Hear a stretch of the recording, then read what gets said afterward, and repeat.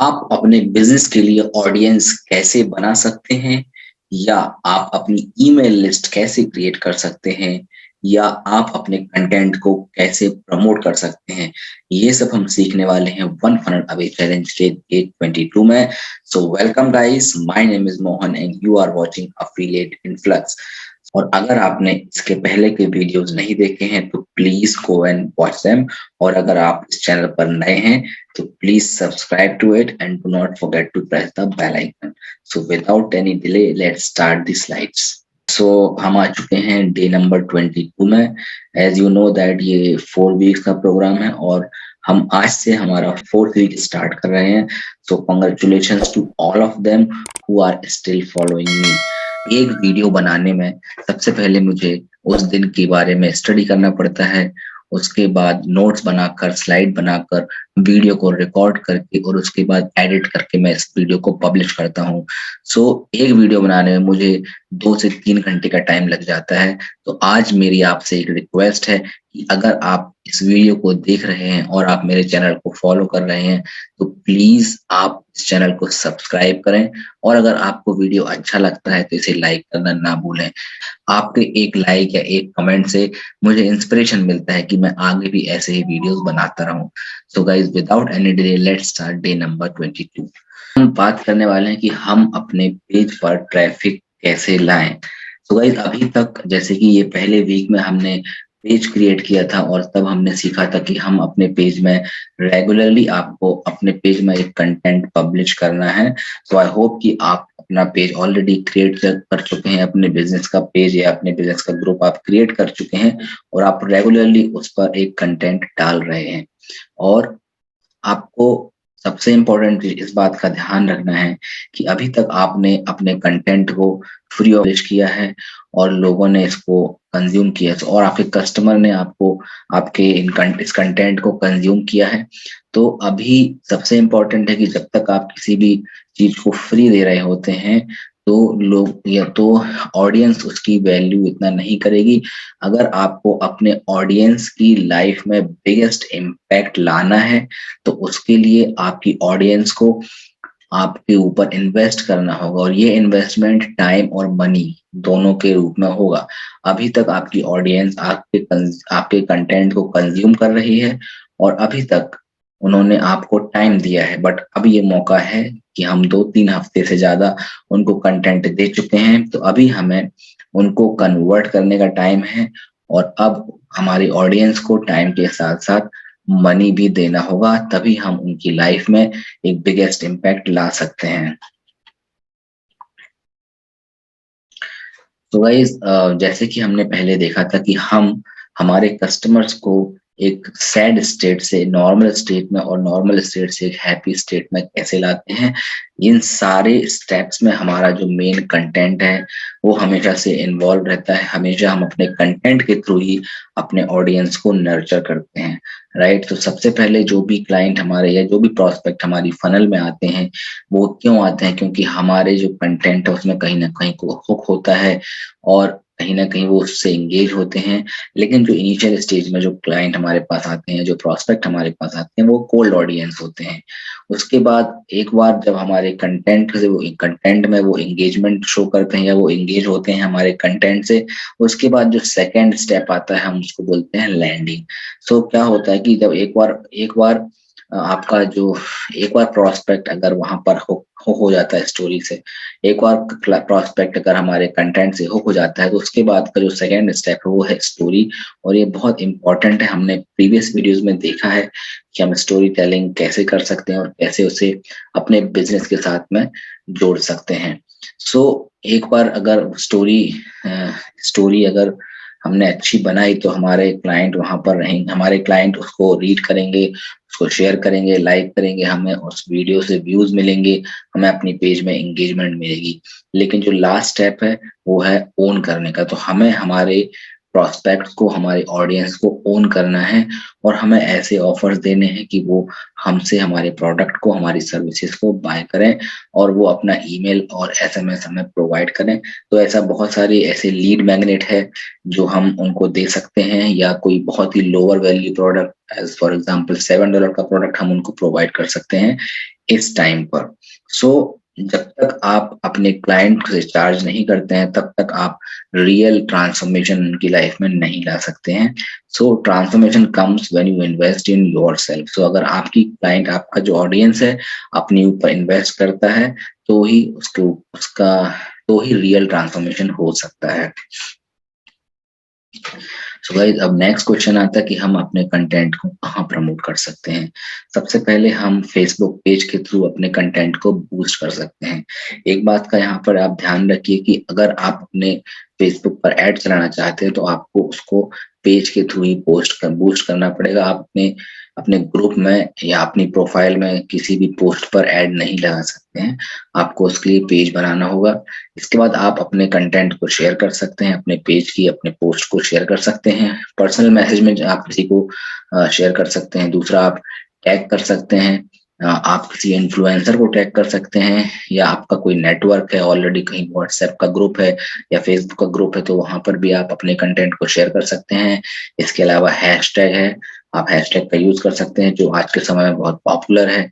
अगर आप थोड़ा टेक्निकल हैं, तो अपने पोस्ट का खुद एसईओ, सर्च इंजन ऑप्टिमाइजेशन, आप एसईओ कर सकते हैं। या आपके पास अगर ईमेल लिस्ट है, तो आप ईमेल भेज सकते हैं। उसके बाद एसएमएस, ग्रुप्स, कमेंट्स, ऐसी सारी जगह पे आप अपने कंटेंट को प्रमोट कर सकते हैं, अपने पेज को प्रमोट कर सकते हैं। इसके बाद हम बात करते हैं कि हम अपने कंटेंट को कैसे ग्रो करते हैं। राइट। सो जो ओल्ड मेथड है ग्रो करने की, वो ऐसा है कि एक बार हमने अपने पोस्ट पे एंगेजमेंट ले आया, और आप उस समय बहुत ज्यादा एंगेजमेंट होती है, बट आफ्टर सम टाइम ऐसा होता है कि एंगेजमेंट खत्म हो जाती है। एक सिंपल सा एग्जांपल आज के दिन हमें रैचल मिर्जा ने बताया कि कहीं पर एक बॉल गेम चल रहा था, और वहां पे अचानक से लाइट चली गई।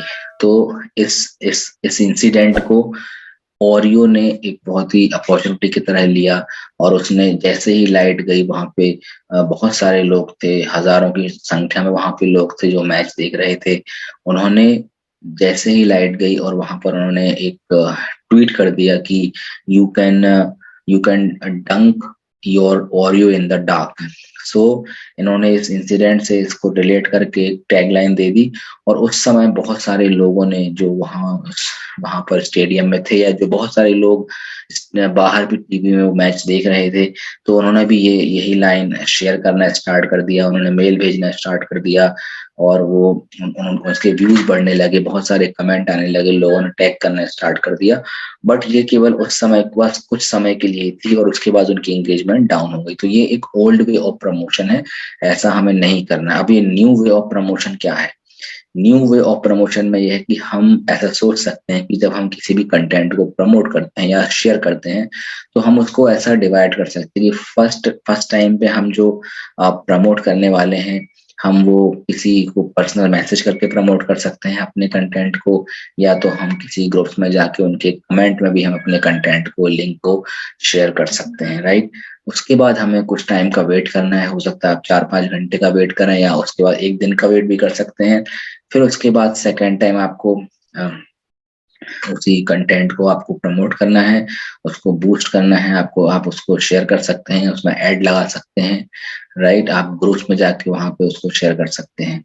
उसके बाद आपको फिर कुछ टाइम के लिए वेट करना है, और एक थर्ड वेव होगी, जिसमें कि आपको आपको ईमेल के थ्रू प्रमोट करना है, या कोई इन्फ्लुएंसर है उसके थ्रू आप प्रमोट कर सकते हैं।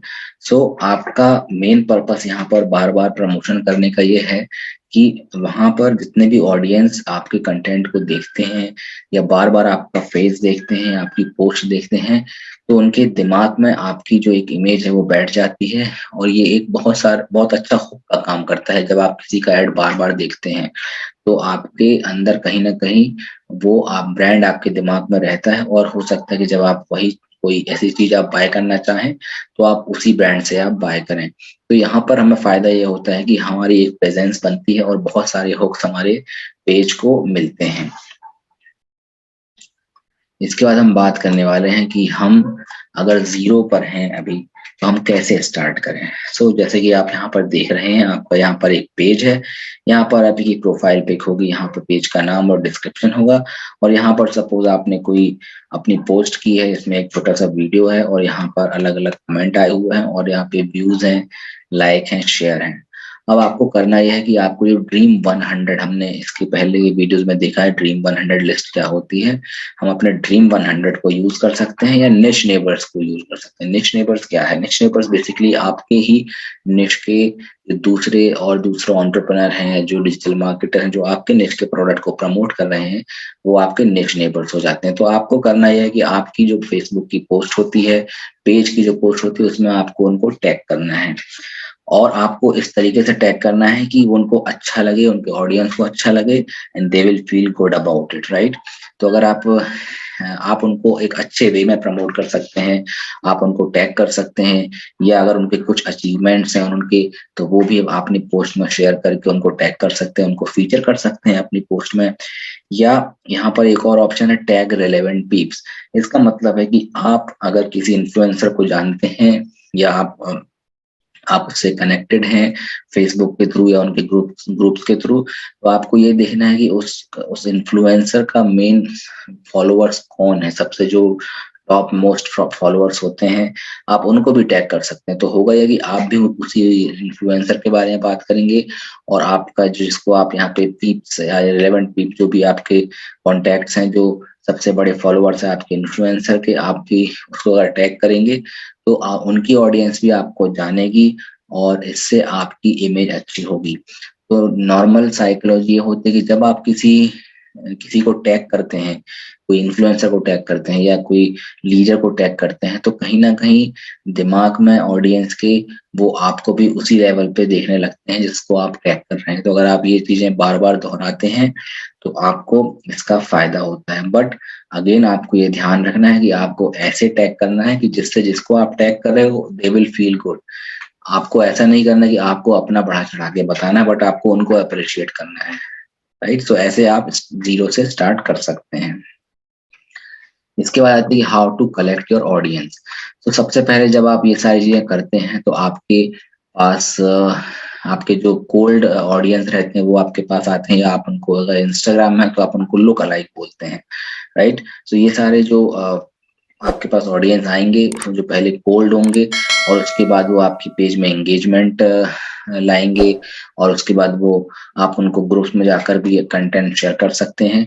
एक बार जब ये 2 स्टेजेस पार हो जाएंगी तो आपके पास एक खुद की एक लिस्ट होगी, आपके पास ईमेल आईडीज होंगे, एसएमएस, आपके पास उनके नंबर्स होंगे जिसको आप एसएमएस कर सकते हैं, और हो सकता है कि इस लिस्ट में आपकी बायर्स भी हों। तो ये सारी मेथड्स हैं जिससे कि आप अपने ऑडियंस को कलेक्ट कर सकते हैं। इसके बाद हम आते हैं असाइनमेंट में। तो जैसा कि अभी हमने कुछ देर पहले देखा, हमें ऐसे ही पोस्ट देखनी है कि कैसे पोस्ट कर सकते हैं अपने कंटेंट को। यहाँ पर रैचल का एक छोटा सा वीडियो है जहाँ पर आप जाकर चेक कर सकते हैं ये, और यहाँ पर भी कुछ वेज दिए हुए हैं जिससे कि आप उसको प्रमोट कर सकते हैं। और अगेन यहाँ पे वेब्स की जो मैंने बात की वो सब है। सो गाइस यही सब था आज के डे नंबर 22 में, और आई होप कि आपने OFA चैलेंज अब तक ज्वाइन कर लिया है। और अगर आपने OFA चैलेंज ज्वाइन नहीं किया है तो लिंक डिस्क्रिप्शन में दी हुई है, प्लीज वहां पर जाके आप इस लिंक से ज्वाइन कीजिए। अगर आप मेरी लिंक से ज्वाइन करते हैं तो आपको 2 फिजिकल बुक्स दी जाएंगी, रसल ब्रंसन की .com secrets and expert secrets, और साथ ही साथ आपको मेरा OFA के लिए 100% सपोर्ट दिया जाएगा। इसके अलावा भी बहुत सारे बोनसेस हैं जो आपको OFA के द्वारा दिए जाते हैं। सो गाइस यही था डे नंबर 22 में। मैं आपसे मिलता हूँ नेक्स्ट डे, तब तक अपना ख्याल रखिए। Thank you.